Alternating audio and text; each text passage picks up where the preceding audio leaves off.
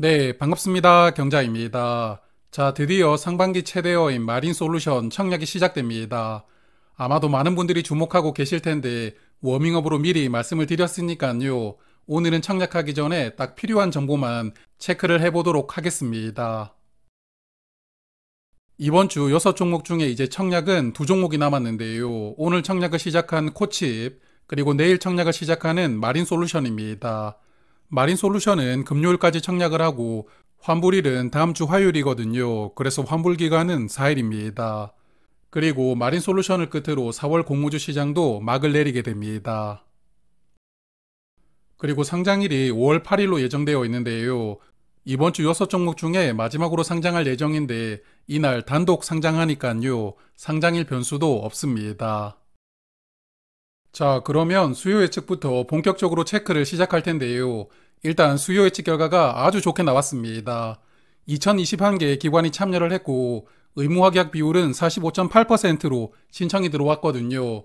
저는 이번 종목 확약 비율이 적어도 20% 이상은 나와야 수요 예측이 무난하게 나온 것이고 30% 넘어가면 아주 좋다고 생각을 하고 있었는데요.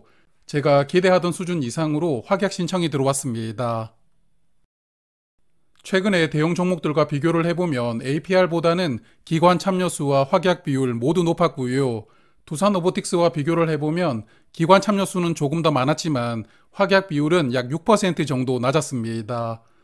그래도 이 정도 수요 예측 결과라면 저는 아주 좋은 수준이라고 말씀을 드리고 싶습니다. 의무 확약은 수량 기준으로 45.8%, 건수 기준으로는 45.1% 신청이 들어왔는데요. 수량과 건수 차이가 별로 없으니까 최종 배정에서 확약이 조금 더 확대되었으면 좋겠습니다. 60% 정도까지 늘어나는 것을 한번 기대를 해보도록 하고요. 그리고 확약도 3개월과 6개월 확약 중심으로 신청이 들어왔으니까요. 이게 유통 물량하고도 연결이 되는데 이 종목 상장하고 6개월까지 기존 주주 물량이 나오지 않습니다. 그러다 보니까 기관 투자자들은 어느 정도 길게 보유해도 괜찮다고 생각을 했다고 보이고요. 장기간 확약을 신청하면서 한 주라도 더 받으려고 했던 것 같습니다. 그리고 공모가 상단으로 정해졌습니다.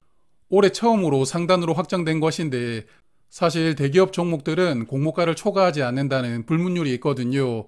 하지만 올해 모든 종목이 공모가가 초과되는 상황이어서 마린솔루션도 공모가를 초과하면 어떡하나 생각을 하고 있었는데 그래도 불문율대로 공모가가 초과되지 않았으니까 다행이라고 생각합니다.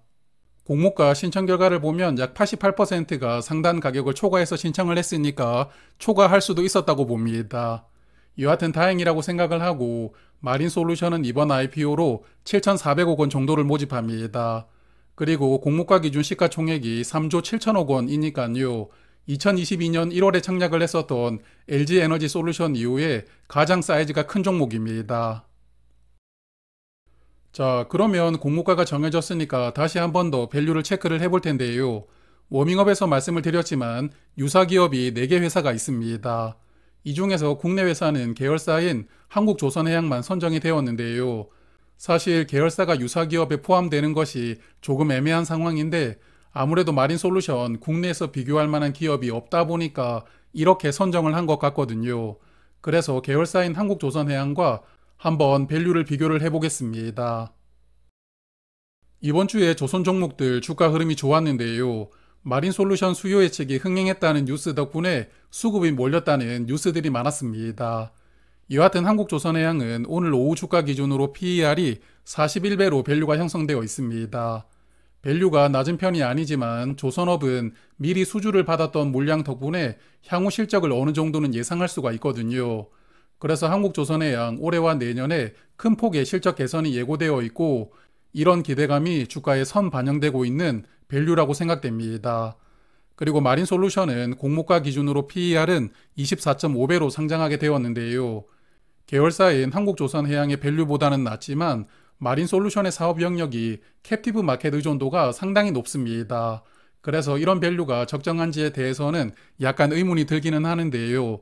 그래도 수요 예측 결과가 아주 좋았고 또한 최근 공모주 분위기를 고려한다면 상장일에 좋은 시세가 나오지 않을까 기대를 해봅니다.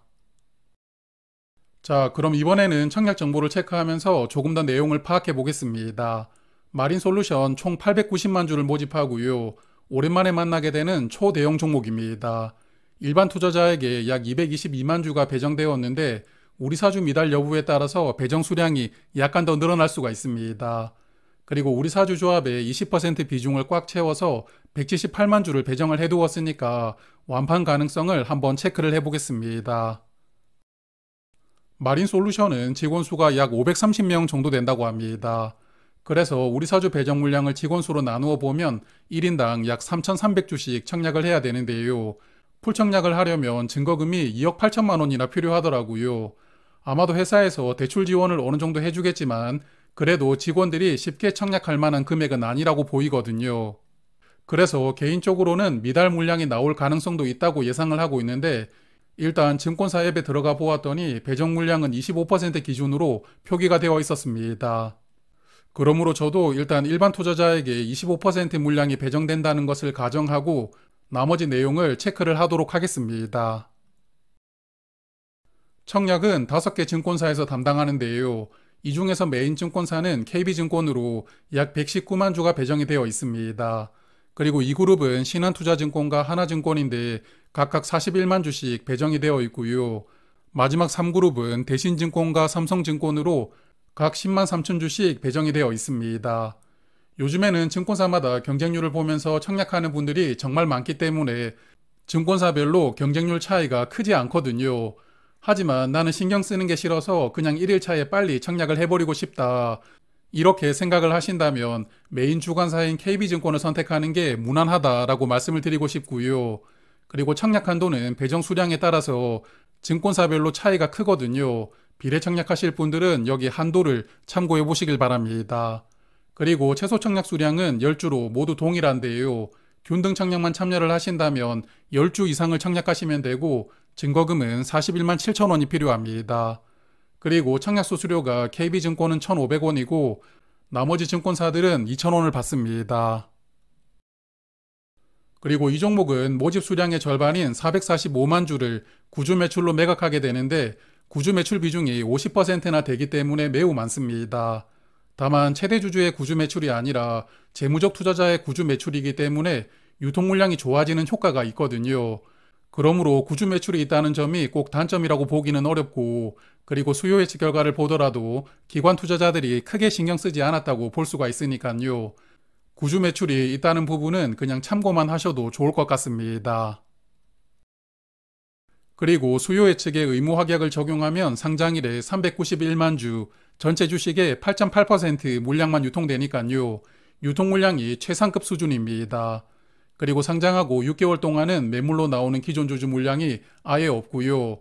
다만 사이즈가 워낙 큰 종목이라서 유통 물량이 이렇게 좋지만 상장일에 공모가 기준으로는 유통금액이 약 3,200억 원 정도 예상되는데요.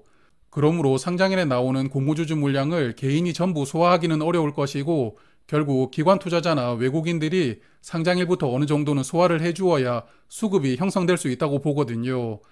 그렇기 때문에 유통 물량은 아주 좋지만 유통금액이 크다는 부분은 약간 변수가 될 수도 있을 것 같습니다. 그리고 4월에도 공모주 분위기는 여전히 좋은데요. 오늘 상장을 했던 하나스펙도 시작부터 5,000원 이상으로 출발하면서 150% 정도 상승이 나왔습니다. 4월 초에 상장했었던 IMBDX도 장중에 주가가 크게 상승하면서 공모 가격의 3배 이상 주가가 올라가는 흐름을 보여주기도 했었거든요. 그래서 일단 다음 주 마린솔루션 전에 상장하는 종목들이 어떤 흐름을 보여주느냐가 중요하겠지만 현재까지는 괜찮은 분위기라고 생각합니다.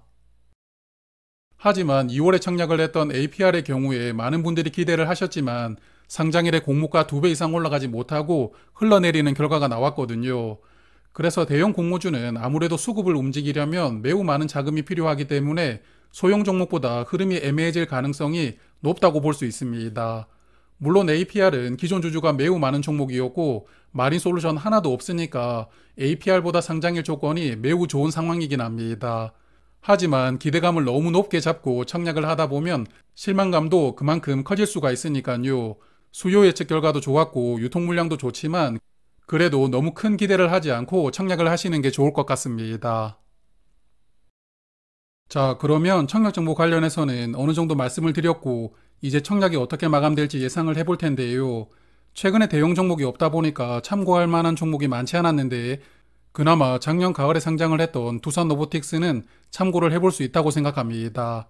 두산로보틱스 환불기간이 4일에다가 약 4천억 원을 모집했고 당시 청약에 약 150만 계좌 그리고 증거금은 33조 원으로 마감을 했었는데요. 일단 마린솔루션은 환불기간이 두산로보틱스와 동일하고 모집하는 금액은 3천억 원이 더 많습니다. 그러므로 증거금이 조금 더 많이 들어오겠지만 조선산업이 로봇산업처럼 아주 큰 기대를 받는 섹터는 아니니까요. 청약에 참여하는 분들은 조금 적을 것이라고 예상합니다. 그래서 두산보다 20만 계좌 정도 적은 130만 계좌가 청약에 참여할 것이라고 예상을 해보았고요. 그래도 모집 규모가 3천억 원이 더 많으니까 증거금이 당연히 더 들어올 것 같은데 저는 두산보다 6조 원 정도 더 늘어나는 39조 원 정도를 예상을 해보았습니다. 이번 종목은 주관사가 5곳이기 때문에 증권사마다 조금씩 차이가 있겠지만 일단은 통합해서 예상을 해볼 텐데요. 우리사주 물량이 미달되지 않아서 일반 투자자에게 25% 비중으로 배정이 된다면 균등 배정 수량이 약 111만 주가 됩니다. 그리고 제가 예상을 했던 130만 계좌가 청약에 참여하면 1인당 균등 배정을 받을 확률이 86%이거든요. 그리고 증거금이 39조 원이라면 비례 경쟁률이 840대 1이 됩니다. 비례 한 주 받기 위한 증거금은 약 3,500만 원 정도가 필요하고요. 파킹 통장으로 청약하신다면 4일간 이자 비용이 약 1,700원 정도 됩니다. 공모 단가를 고려했을 때 이자 비용이 많이 필요한 수준은 아니라고 보는데요. 여하튼 내일 1일차 청약이 시작되니까 1일차 청약이 마감되면 내일은 증권사별로 디테일하게 예상을 해보도록 하겠습니다.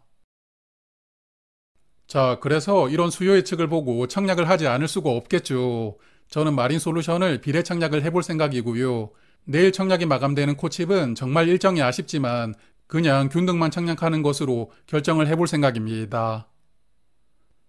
자, 그러면 마린솔루션은 내일 저녁에 다시 2일차 청약을 예상을 해보도록 하고요.